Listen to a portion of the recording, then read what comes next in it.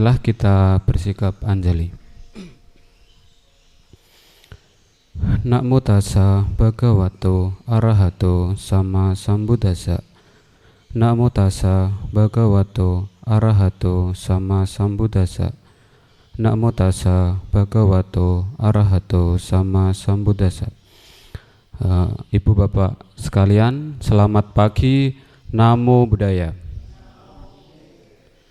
Ya, terima kasih yang atas waktu yang diberikan kepada saya. Kita jumpa lagi pada pagi hari ini, pagi yang cukup cerah, tidak panas dan juga tidak mendung. Cuaca yang cukup mendukung untuk kita melakukan perbuatan baik dengan datang ke wihara untuk melakukan puja bakti. Kemudian pada kesempatan ini saya diberikan waktu untuk sharing pengetahuan yang sudah saya dapatkan kepada para bapak ibu yang sudah hadir pada pagi hari ini.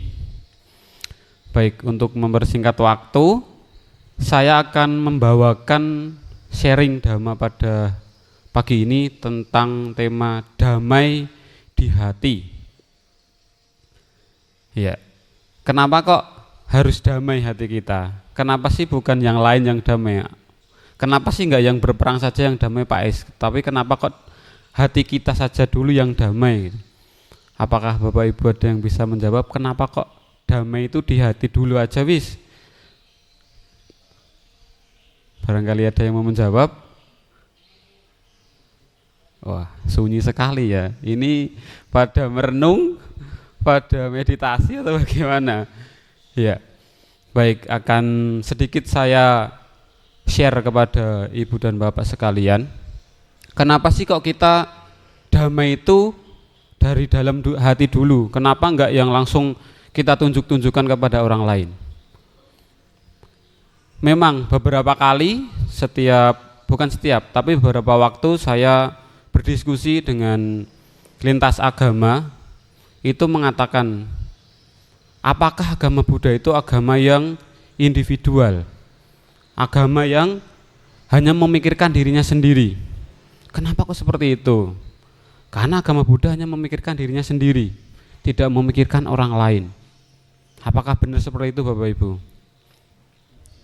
Tidak, salah. Ya. Kenapa kok beberapa orang mengatakan agama Buddha itu agama yang individu, memikirkan dirinya sendiri? Untuk kita mendamaikan orang lain, tetapi hati kita belum damai, apakah bisa Bapak Ibu? Tidak bisa. Maka dari itu kita harus mendamaikan diri kita dulu, baru kita bisa mendamaikan orang lain. Kalau hati kita saja belum damai, bagaimana kita bisa mendamaikan orang lain? Hati kita masih kacau, batin kita masih kacau, pikiran kita masih kacau. Tetapi dengan jiwa semangat, saya harus mendamaikan orang ataupun kubu yang sedang tidak baik-baik. Tetapi diri kita sendiri tidak melihat bahwa batin, hati dan pikiran kita ini belum damai. Maka itu saya sedikit akan memberikan informasi bagaimana sih cara supaya hati kita itu menjadi damai, pikiran kita menjadi damai, batin kita menjadi damai. Yang pertama, nanti saya akan memberikan 4 jalan atau 4 cara supaya batin kita itu damai. Yang pertama adalah kita selalu berbuat baik. Kenapa kok yang pertama berbuat baik sih? Ingat, inti dari ajaran Buddha, jangan berbuat jahat, tambahlah kebajikan, sucikan hati dan pikiran. Jangan berbuat jahat, berbuatlah baik. Susah sekali Pak berbuat baik itu. Emang segitu susahnya berbuat baik? Contoh berbuat baik yang paling mudah itu bagaimana sih Bapak Ibu? Berdana, paling gampang, paling mudah. Ada lagi selain berdana? Tersenyum, ya tepat sekali. Tersenyum itu adalah hal atau berbuat baik yang paling mudah. Tetapi ingat, jangan senyum-senyum sendiri loh ya. Nanti takutnya, wah kata Pak Ais itu berbuat baik itu senyum, tapi di jalan gak ada orang, tidak ada siapapun, senyum-senyum sendiri.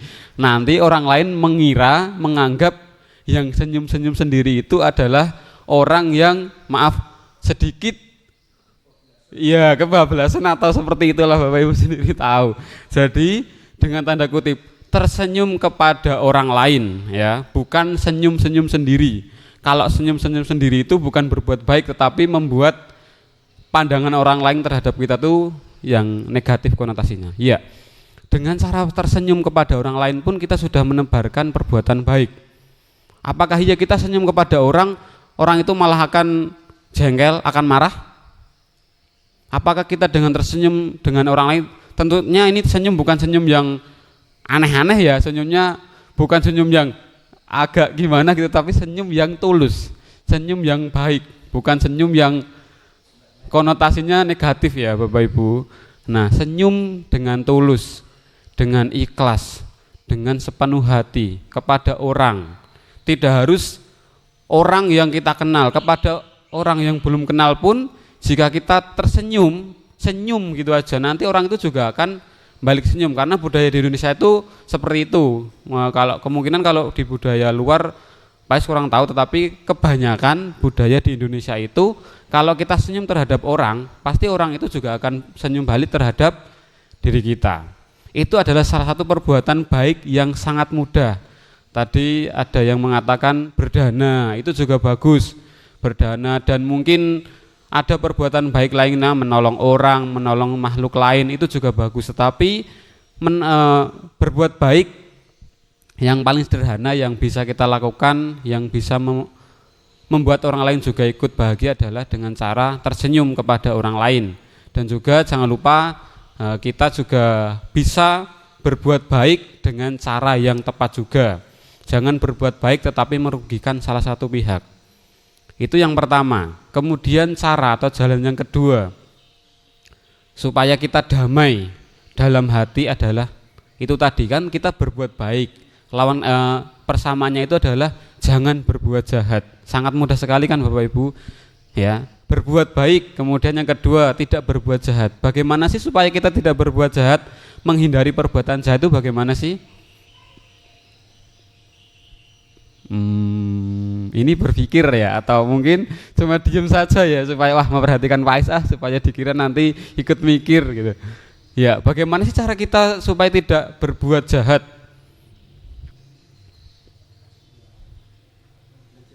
Belajar dhamma. Ada lagi.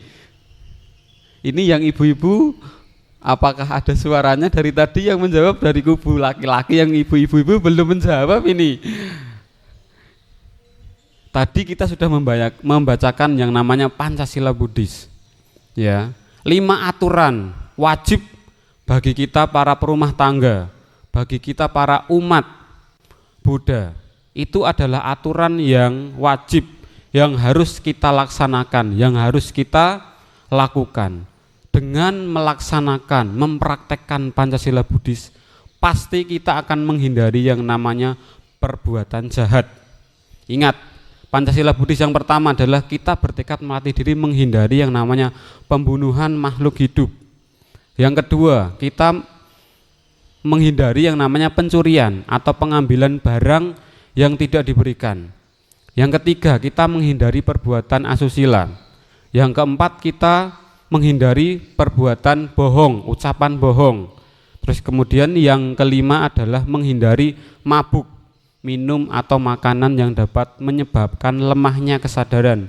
Bukan hanya minuman ya Bapak Ibu, tetapi yang kita konsumsi, baik berupa makanan ataupun minuman yang dapat menyebabkan lemahnya kesadaran.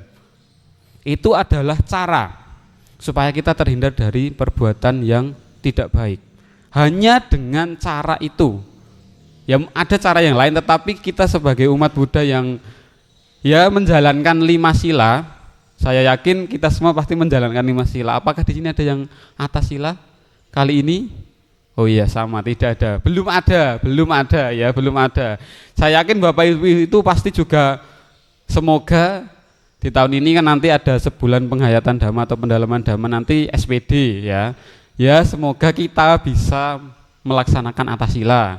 Kita semua, Pak Is juga berusaha, karena Pak Is juga sepertinya agak susah ya karena tuntutan pekerjaan. Semoga kita bisa ya. Jangan alasan, Pak Is juga tidak mau beralasan tuntutan pekerjaan, tetapi berusaha supaya kita bisa bareng-bareng melaksanakan atasila ya. Ya dengan cara itu saja, menghindari perbuatan yang tertuliskan di Pancasila Buddhis. Itu adalah salah satu cara supaya kita terhindar dari yang namanya kejahatan atau perbuatan yang tidak baik. Dengan itu saja kita sudah, ya Pak Is mengatakan sudah dapat mendamaikan hati kita. Ingat, apakah Bapak Ibu pernah di rumah pasti ada nyamuk ya? Sini diapai di rumah yang tidak ada nyamuk ya? Kemungkinan saya Pak Is rasa ada ya, karena di rumah Pak Is yang dingin pun juga ada nyamuk. Pernah nggak kita memukul nyamuk plek? Setelah memukul tuh rasanya gimana sih kita? Kenapa? Gimana coba? Setelah kita memukul, setelah nih nyamuk nih mati ya, gimana sih rasanya? Saat setelah kita memukul, hati kita bagaimana sih? Wah, aku lega Pak Is, puas karena itu sudah mengganggu saya. Setelah saya pukul dia mati, saya puas Pak Is. Apakah ada yang seperti itu? Apakah ada yang seperti itu? Ya. Biasanya kan seperti itu, wah ini nyamuk satu mengganggu sekali, sudah saya semprot pakai obat nyamuk kok enggak hilang. Wah, awas saja nanti kalau kamu hinggap, saya tepok, piar, akhirnya mati nyamuknya. Lega enggak Bapak Ibu? Puas enggak seperti itu? Puas, iya, puas, lega. Tetapi apakah damai? Hati kita apakah damai? Apakah damai? Apakah kita damai dengan cara menepok nyamuk dan nyamuknya itu sudah mati? Memang kita lega, yang mengganggu kita di telinga yang nguing-nguing itu hilang. Tapi apakah hati kita damai? Pasti akan, dalam hati kita tuh pasti akan sedikit bergejolak. Aduh, saya telah melakukan pembunuhan. Saya telah melakukan pelanggaran Pancasila Buddhis sila pertama. Pasti Pak Ais yakin itu. Kenapa? Karena kita sudah membacakan. Dan di Metawi hari ini saya salut karena setiap pembacaan parita itu selalu ada membacakan artinya. Jadi kita semakin yakin terhadap ajaran Buddha, terhadap parita yang telah kita baca. Ya, lanjut lagi cerita tadi, setelah kita plok, pasti kita akan ingat, oh iya, Pancasila Buddhis, Panatipata, bertekad melatih diri menghindari yang namanya pembunuhan. Tetapi kok saya, apa yang dikatakan mungkin kilaf ya, telah membunuh nyamuk ini. Ya, walaupun kita sadar perbuatan ini tidak baik, walaupun kita sadar perbuatan ini melanggar Pancasila Buddhis sila pertama, tetapi karena kita merasa yang namanya lega, tetapi hati kita tidak damai dengan perbuatan ini. Lagi contoh nih, misalnya ada beberapa murid Pak Ais mengatakan seperti ini, Pak Ais maaf, tugasnya tidak saya kerjakan. Kenapa kok tidak dikerjakan? Kan sudah diberi waktu Pak Ais 1 minggu.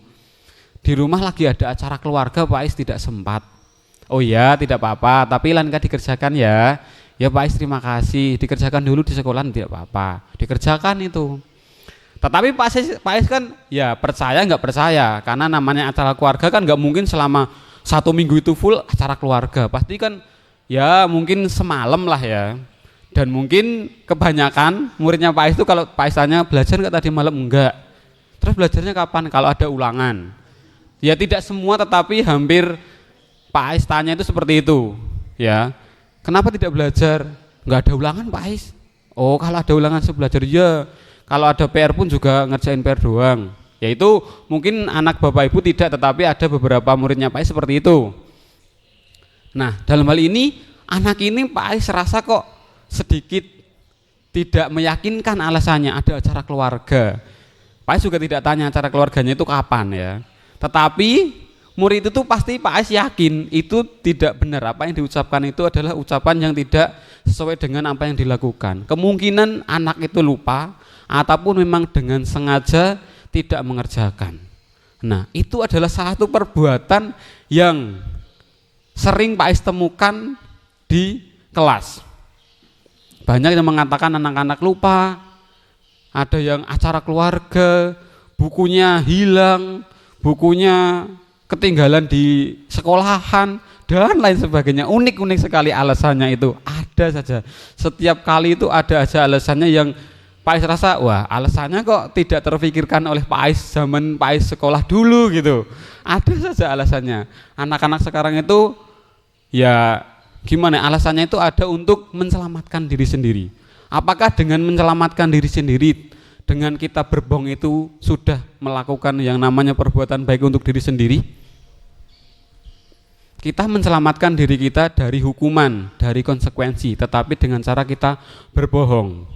Apakah itu adalah suatu perbuatan yang dikatakan perbuatan baik untuk diri sendiri? Tidak. Sekecil apapun perbuatan jahat yang kita lakukan, walaupun dengan embel-embel, aku berbohong demi kebaikan, aku memukul nyamuk demi kebaikan diri sendiri, aku berbohong demi kebaikan Pak Ais, kalau tidak berbohong nanti saya konsekuensinya akan mendapatkan A misalnya. A dalam arti ini bukan nilai A ya, tapi konsekuensi yang inisial A seperti itu. Apakah itu adalah perbuatan yang baik? Tentu saja tidak. Apapun yang kita lakukan, apapun yang kita perbuat, baik melalui ucapan, pikiran, dan perbuatan, itu akan menghasilkan yang namanya karma. Setiap kali kita berpikir tek, karma. Kita berpikir tek, karma. Kita berucap A, karma. Kita berucap B, karma. Kita berbuat A, karma. Kita berbuat B, karma. Semua yang kita lakukan pasti akan menghasilkan karma. Ya memang dalam hal ini saya berbuat baik, mengatakan ini supaya orang ini terselamatkan, tetapi saya berbohong kepada B supaya A ini terselamatkan. Ada dua karma yang saat itu kita terima, perbuatan baik karena menyelamatkan si B, tetapi kita berucap tidak benar kepada A. Itu adalah karma yang tidak bisa kita lawan, tidak bisa kita tolak. Kita berbuat baik tetapi kita juga berbuat jahat. Jadi dalam tidak berbuat baik ini jalan untuk supaya damai kita, ya hindarilah atau laksanakanlah Pancasila Buddhis ini. Ya memang pasti saya yakin saya pun, Pak Ais pun juga dalam melaksanakan Pancasila Buddhis ini sering dan juga pasti pernah mengalami yang namanya bolong-bolong. Dalam arti bolong ya itu tadi ngeplek nyamuk itu adalah perbuatan yang dirasa gimana ya? Ya tahu sendiri di Tegal banyak nyamuk dan pasti kita, Pak Ais yakin deh, pasti kita pernah melakukannya. Pak Ais pun juga demikian. Pernah ya namanya kita terganggu ya pasti. Jadi kita berusaha, sama-sama berusaha, Pak Ais juga, Ibu Bapak sekalian berusaha untuk melaksanakan yang namanya Pancasila Buddhis. Ya, kemudian cara yang ketiga supaya kita mendapatkan kedamaian dalam hati adalah merasa puas. Kenapa kok merasa puas? Kenapa tidak yang lain? Saya tidak pernah puas Pak Ais. Setiap makan itu saya pasti selalu harus ada sambal. Kalau nggak ada sambal saya itu nggak bisa makan. Saya nggak puas kalau nggak ada sambal. Atau saya nggak puas kalau nggak ada kerupuk. Kalau makan tidak ada kriuk-kriuknya itu bukan makan Pak Ais namanya, itu ngemil. Ya, saya itu harus selalu makan dengan kerupuk misalnya. Saya tidak puas, saya tidak merasa makan kalau tidak menggunakan kerupuk. Apakah itu merasa puas? Setelah kita makan kerupuk, kita kenyang apa kita puas?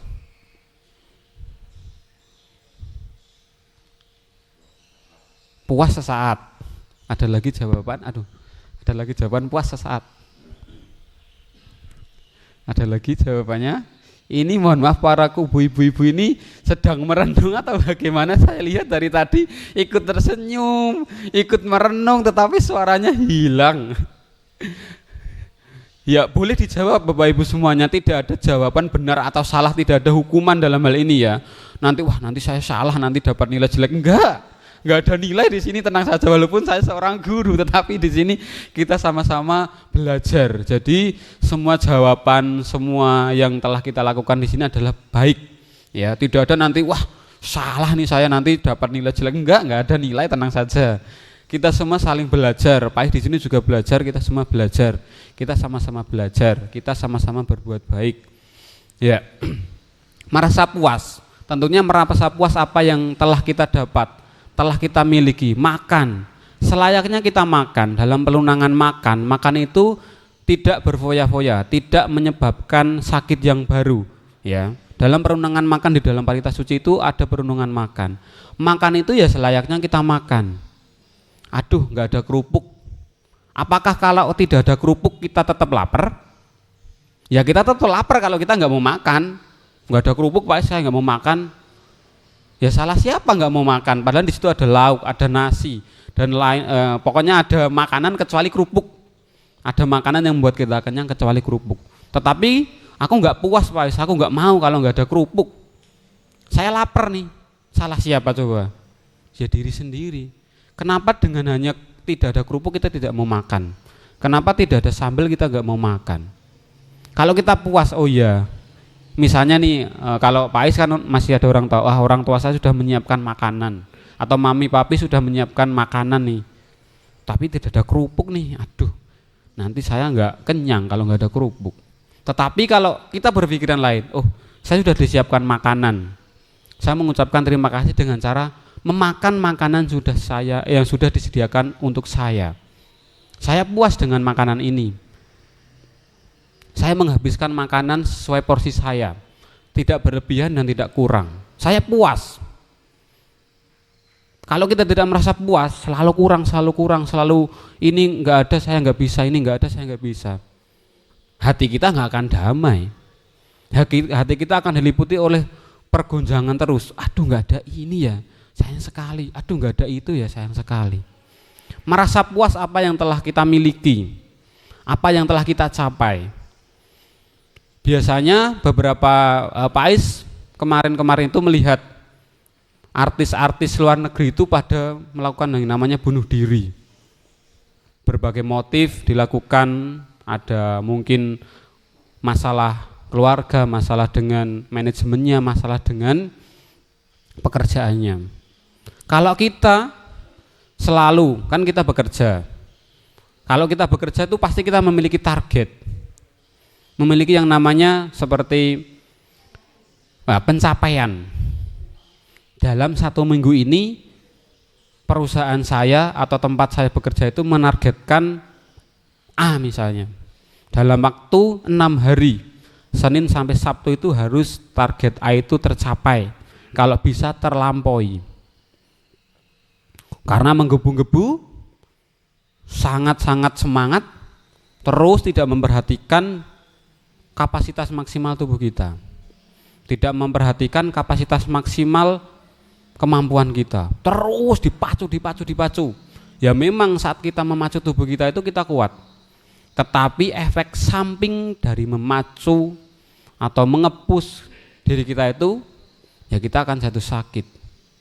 Saya belum puas kalau target saya belum tercapai. Memang dalam satu pekerjaan, dalam satu target, kalau kita tidak mencapai target itu, kalau kita memiliki atasan, ya atasan kita akan marah.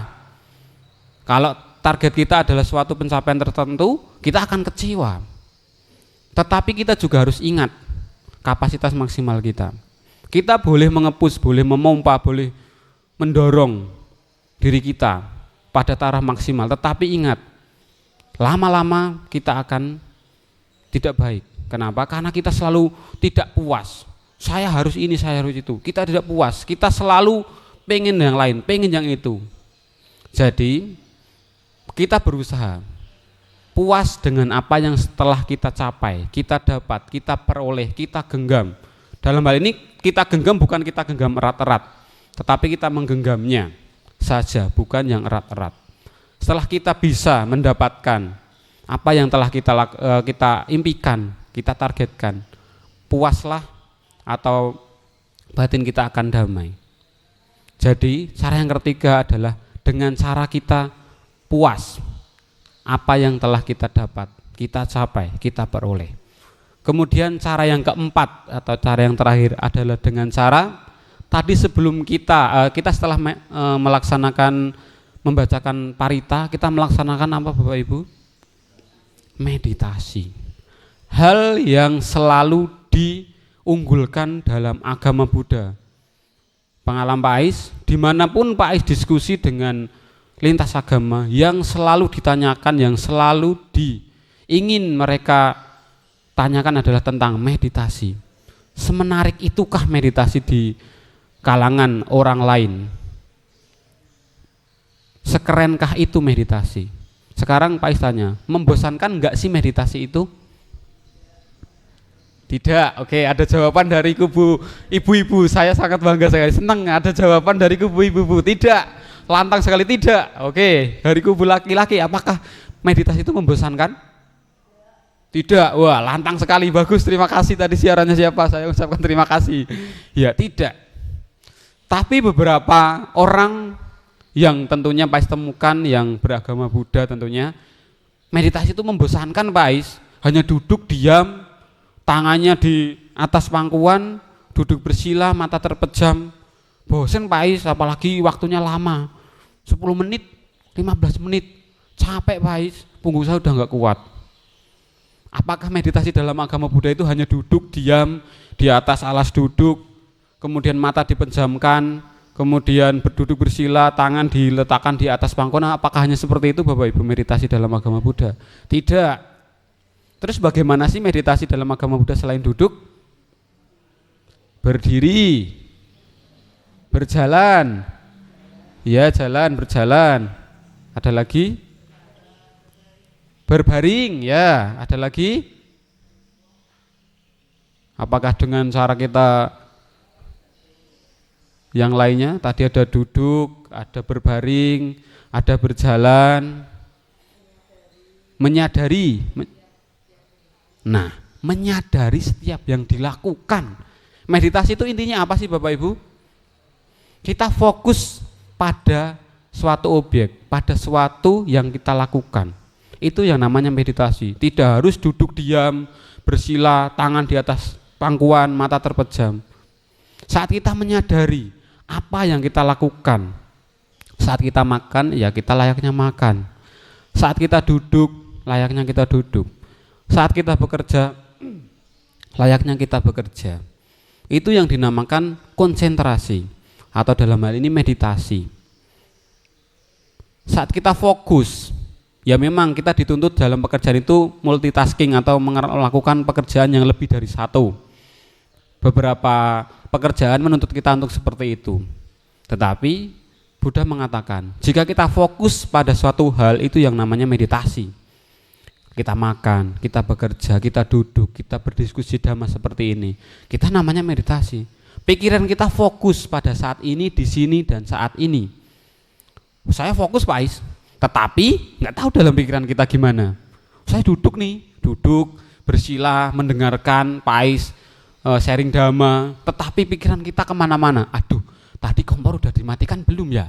Aduh, tadi gerbang udah dikunci enggak ya? Nah, kita tidak fokus. Kita tidak fokus saat ini dan di sini. Ya, oh ayamku tadi udah dikasih makan belum ya? Burungnya tadi udah dikunci belum ya sangkarnya? Kita tidak fokus. Nah, apa yang kita lakukan saat ini kalau kita tidak fokus, ya kita tidak bisa yang namanya damai dalam hati itu tadi. Memang secara garis besar, kalau orang lain atau umat lain mengatakan meditasi dalam agama Buddha itu menarik. Kita duduk, merenung. Mereka menyebutnya merenung suatu hal, satu hal, dan itu membuat pikiran kita lebih tenang, batin kita menjadi damai, pikiran kita menjadi damai. Tidak susah Bapak Ibu meditasi itu, tidak melulu dengan cara duduk. Tadi ada menyebutkan contohnya meditasi jalan, tapi ingat ya, meditasi jalan itu bukan kita matanya terpejam loh ya, nanti dikira wah meditasi jalan harus terpejam. Namanya kan meditasi Pak Ais, terpejam. Ya nanti kalau di depannya ada tembok atau ada meja, ya kita tendang, kita sakit loh ya.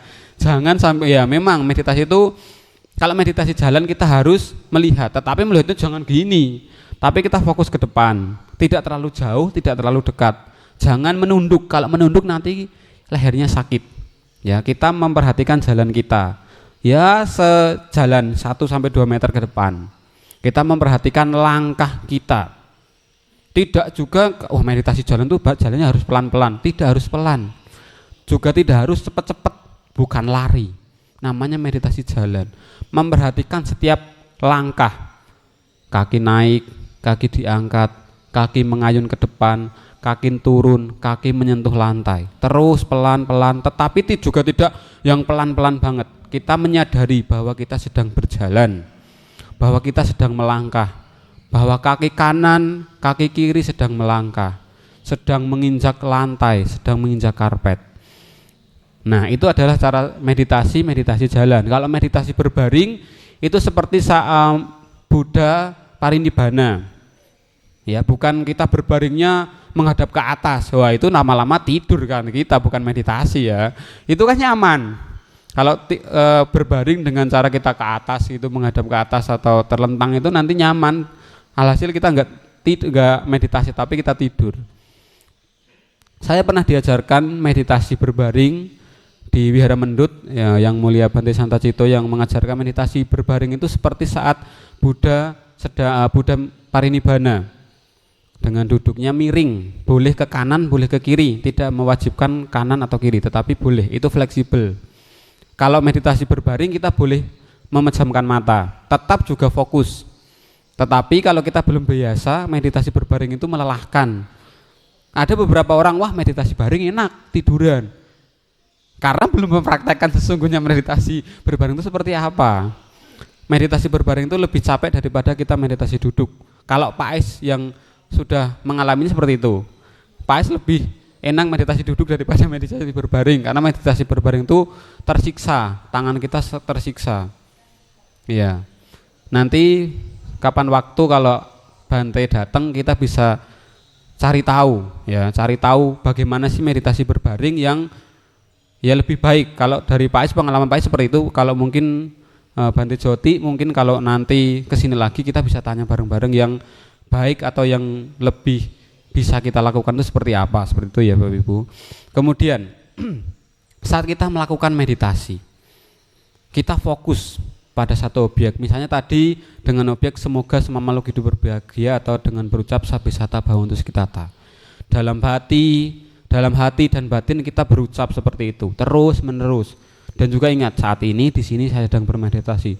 Terus mengulang-ulang terus seperti itu. Damai enggak batin kita? Damai enggak hati kita?